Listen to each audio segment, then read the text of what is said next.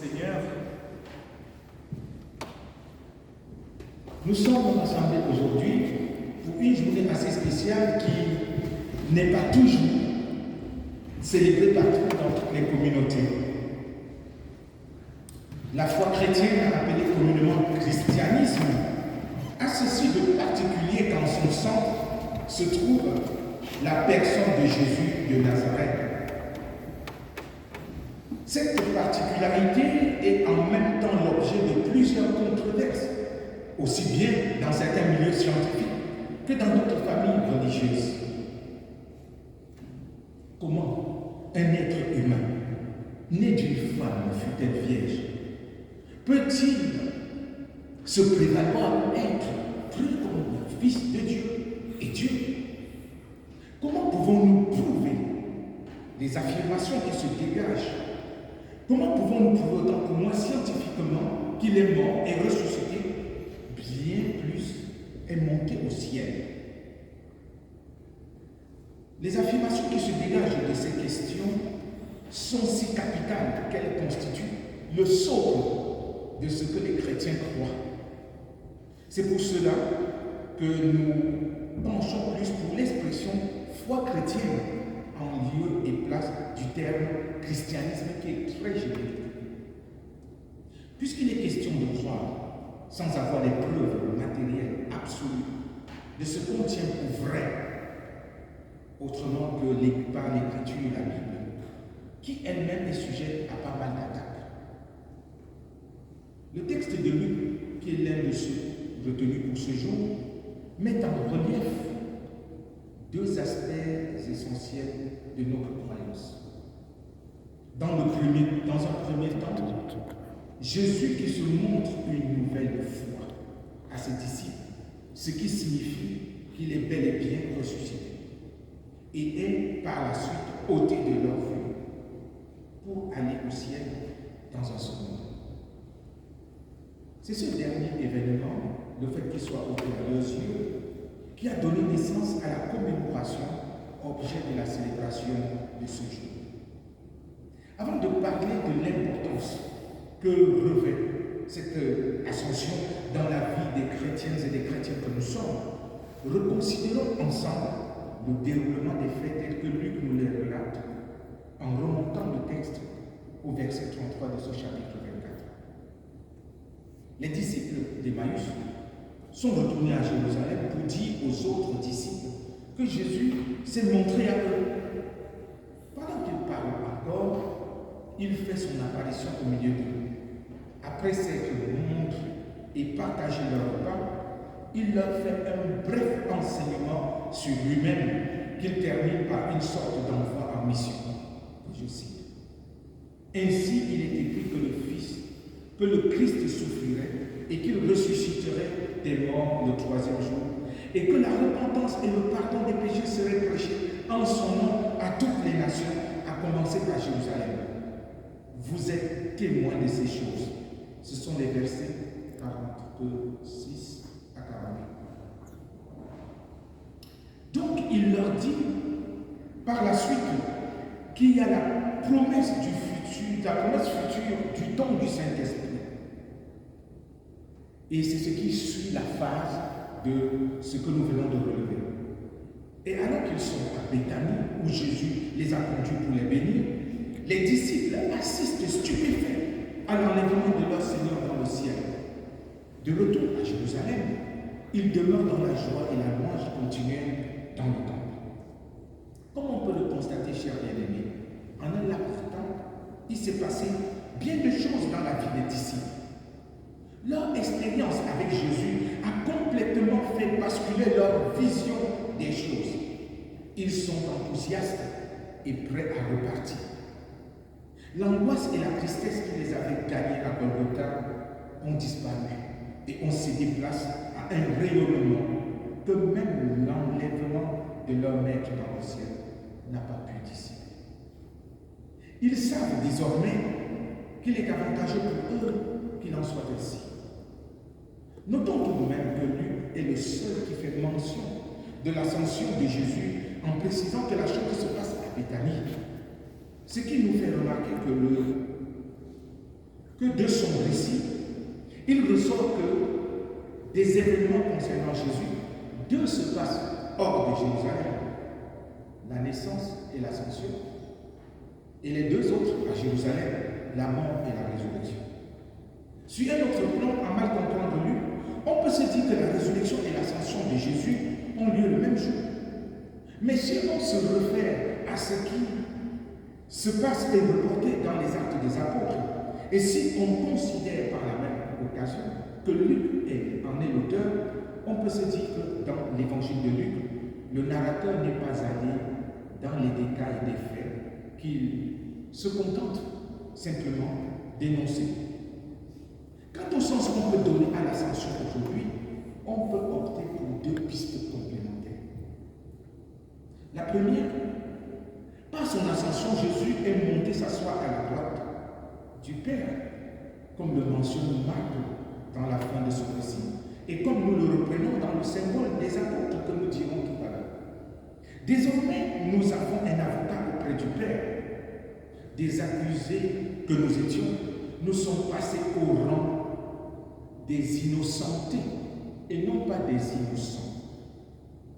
Parce qu'il y a quelqu'un qui plaide notre cause.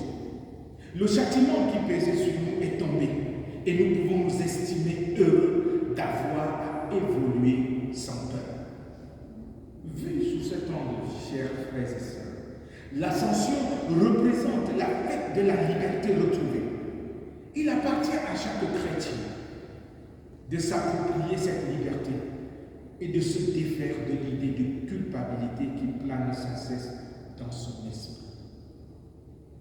Deuxième piste, l'ascension du Seigneur nous déconnecte du sacrifice répétitif qui était appelé à faire tous les ans le souverain sacrificateur pour espérer l'expiation de ses péchés et de ceux du peuple. Par la montée de Jésus au ciel, il nous ouvre un chemin nouveau et établit une relation nouvelle avec le Père. Relation dépoussiérée de tous les encombrements que la mauvaise pratique de la religion juive y avait apporté. Avec la Pâque, l'ascension représente pour le chrétien la fête de l'espérance.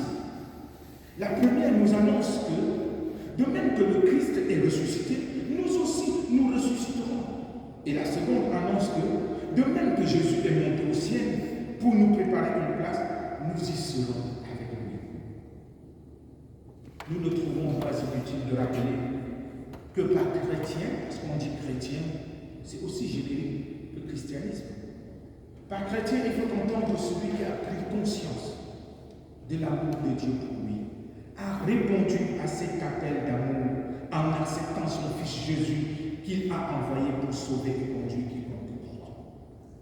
En tant que chrétien donc, puisque Jésus plaide déjà notre cause auprès du Père, à notre tour, plaidons la cause des pauvres, des immigrés, des laissés pour compte, des marginalisés, qui sont devenus le sujet favori de nos médias.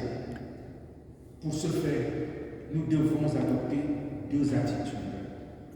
D'abord, verticale.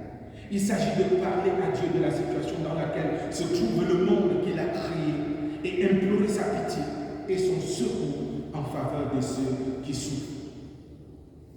Cette première attitude, la verticale, c'est la prière. Le chrétien doit être celui qui lutte à genoux, toujours dans l'intercession, toujours en train d'implorer le Seigneur. La deuxième attitude est horizontale. Il faut avoir le courage de regarder en face ceux qui bafouent les droits des humains, d'avoir part à la vie, de leur dire que leur acte déshonore Dieu. Il faut avoir le courage de leur dire et mener, si possible, des actions qui montrent qu'on est solidaire de la situation des personnes qui souffrent, de ces personnes qu'on jette dans la rue. Oui, le chrétien ne doit pas être simplement celui qui prie, mais il doit être aussi celui qui agit. Si Dieu nous donne d'apporter à manger à celui qui a faim, de pouvoir couvrir celui qui est nu, aider à loger celui qui est à la belle étoile, mais qu'il nous donne aussi le courage de dire à ces dirigeants véreux qu'il ne faut aucun cas de la vie humaine, que cette vie a du prix et qu'ils rendront compte à Dieu pour la manière dont ils se comportent. On a l'habitude de nous sortir que tout pouvoir vient de Dieu. Mais quand un pouvoir déshonore Dieu, on doit lui désobéir. Voilà les deux attitudes que nous devons avoir face à la société, à la mission que Dieu nous confie. Oui, frères et sœurs, le rôle du chrétien n'est pas seulement de se réjouir de ce qu'il a part à la vie, mais de se réjouir surtout de ce qu'il a amené les autres à avoir aussi part à la vie. Sinon, à quoi servirait un ciel vide si vous vous y retrouvez seul? C'est malheureux. N'auriez-vous pas besoin que tous ceux que vous rencontrez se retrouvent dans le royaume? Parce qu'on leur a parlé de Jésus, de la possibilité d'accepter l'amour de Dieu et de se retrouver enlevé dans le ciel avec lui. Je crois que si le ciel est vide et n'a que, j'allais dire, les quelques chrétiens, protestants, catholiques que nous voyons évangéliques, ce sera vraiment triste. Mais Dieu nous donne l'occasion encore, en attendant son retour, d'aller annoncer pour qu'il y ait plusieurs personnes. Vous avez des amis, vous avez des voisins, des personnes que vous aimez, mais qui ne connaissent pas le Seigneur. Et pourtant de très bonnes personnes, avec des bonnes intentions. Mais ce ne sont pas les bonnes intentions qui sauvent. C'est Jésus le Christ qui sauve. Et c'est lui que nous devons annoncer pour que nos contemporains, nos frères et sœurs, nos amis, ceux qui nous entourent, puissent avoir part à la vie. Oui, frères, ce n'est qu'à ce prix-là que l'ascension aura tout son sens pour nous et pour les autres qui nous entourent. Sinon, les louanges des chrétiens seront toujours étouffées par les cris de détresse de ceux qui souffrent dans le monde. Nous pouvons chanter, contents de ce que nous chantons, bel orchestre, de belles voix, mais sachez qu'à côté de ça, il y a des cris de souffrance à Gaza, en Afrique, un peu partout, en Asie, partout dans le monde où les gens souffrent. Ces cris, parfois, étouffent nos louanges. Il nous appartient de pouvoir œuvrer pour que cessent ces cris et que ces gens ne crient plus de détresse et de souffrance, mais crient d'espérance et de louange, se joignent à notre louange. Alors, nous pourrons nous retrouver auprès du Seigneur pour continuer à le célébrer. Que le Seigneur bénisse en nous et coupe sa parole.